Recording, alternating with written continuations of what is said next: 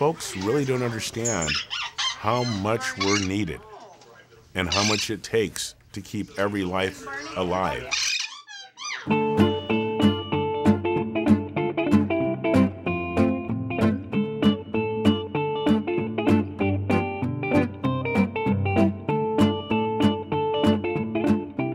I didn't realize what I was doing in bird rescue until I realized I'm getting calls every other day.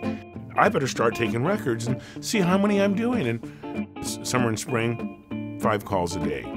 This was a hobby, you know, and it just grew to a need. Put your crest on. Oh, you okay? You want the girls? Oh, So what is he? A Muscovy duck. We have documented a lot of our activities because a lot of people are like, no way, you didn't do that. Sure, you had 5 hawks last year. Sure, you took in 15 macaws. Sure, you did a rescue of 60 birds in 1 phone call. And a lot of people realize, well, why don't you record it? All right, this is Chris with Northwest Bird Rescue here in Vancouver, Washington, on a juvenile blue heron that can't fly in this parking lot. We're about to go up and do a real quick capture and bring him in for some rehab. All right, we got him here. Okay, he's a little bit dehydrated also. So look at some liquids in him. Okay, how's his keel? Beautiful extension. It sounds strong enough, but I can see the one in the middle there. It seems like a runt. We're going to call him Runty for right now.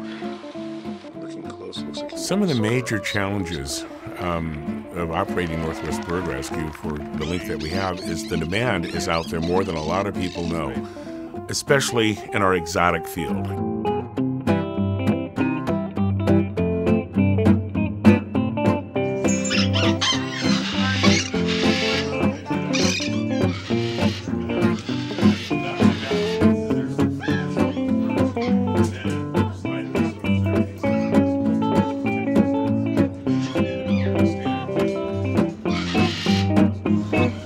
Going in, go home.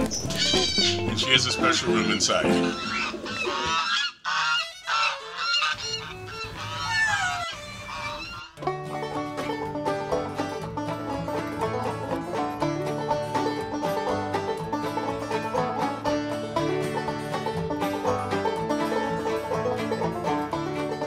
My average day is 4 to 5 hours sleep, 7 days a week, working 2 jobs and taking care of 30 birds in 3 locations.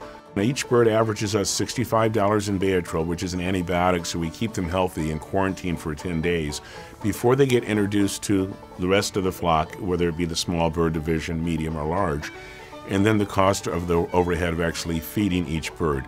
Each bird lasts with us on an average of 8 months for us to go out and find the proper home.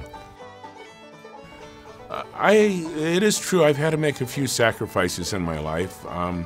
Thus, I've always been single, almost married twice.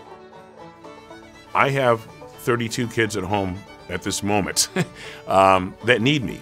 There's a routine. I have to be there for them. Each one has a different bio, different types of music, different types of food, a different routine where they have to exercise. Some are depressed, and I got to pull them out of that shell every now and then.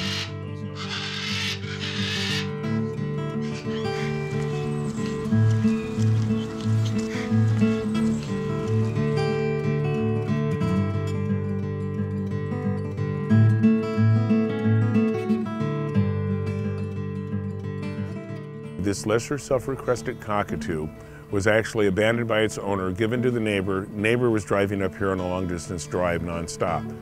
Unfortunately, baby suffered due to this drive up here nonstop in a smaller cage than normal. She had pain in her leg, nerve damage happened, where she chewed her toes off out of pain.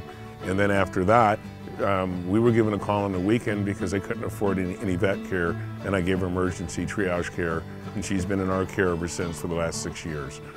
Now to date, we have over $4,300 invested in just surgeries, not to count the supplements. Without a doubt, she's special.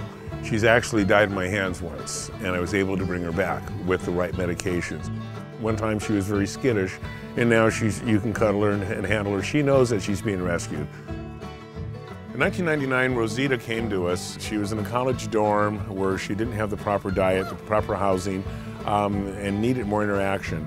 So in return, she started self-mutilating, pulling her feathers out of boredom, And when the humans noticed that, oh, you're pulling out your feathers, started giving the bird positive reinforcement for the negative action, the bird thought, oh, just keep pulling out my feathers, I'll get more attention. She essentially had people turn her back on her for prolonged periods of time. She wasn't given a proper diet. So as a result, she felt like she was in trouble. She had done something wrong. I'm hoping to see her look like a regular Solomon Island eclectus again. When I got her 3 months ago, she had no feathers below her neck, and they've slowly started to grow in.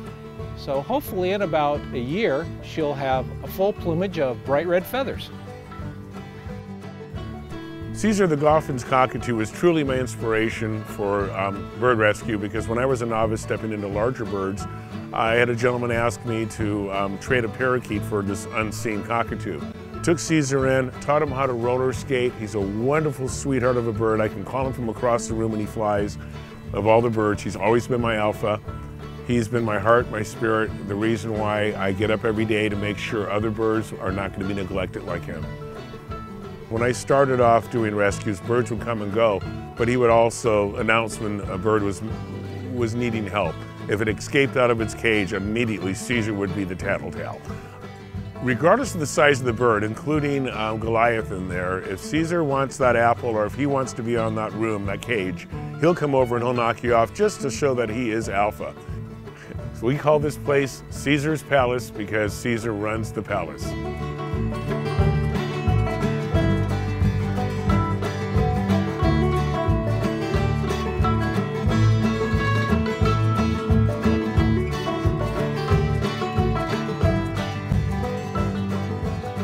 Things have been attacked at us.